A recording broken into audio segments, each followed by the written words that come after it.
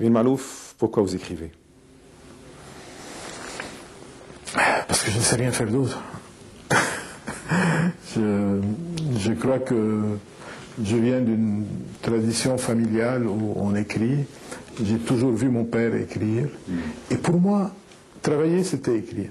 Je n'ai jamais appris autre chose. Je n'ai jamais associé le travail à autre chose que l'écriture. Mon père écrivait et il enseignait. J'aurais pu devenir écrivain ou enseignant. Je ne suis pas devenu enseignant pour diverses raisons. L'une de ces raisons, en fait, ce n'est pas la seule, mais ça c'est mon analyse après coup. L'une de ces raisons, c'est que mon père enseignait dans le système américain. Il enseignait à l'université américaine, il enseignait en anglais ou en arabe. Et moi, je ne pouvais pas entrer dans ce système puisque j'ai fait mes études dans un système français.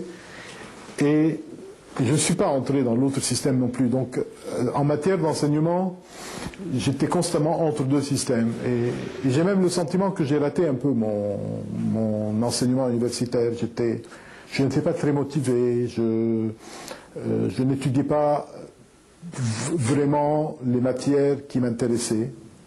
J'aurais dû faire par exemple des études d'histoire. Je n'ai pas fait d'études d'histoire, pour une raison qui aujourd'hui me paraît insignifiante, mais je n'ai pas fait d'études d'histoire. J'aurais probablement dû étudier la littérature, parce que c'est ce qui est devenu ma passion plus tard.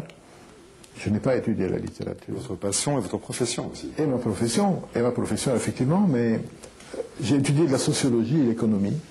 Et à vrai dire, je n'ai jamais travaillé, ni eu envie de travailler, ni dans un domaine, ni dans l'autre, ni en sociologie, ni en économie. Mais cela n'empêche pas que vous êtes un fin psychologue dans vos écrits, dans vos romans. Je ne sais pas si les études m'ont aidé pour cela. Peut-être.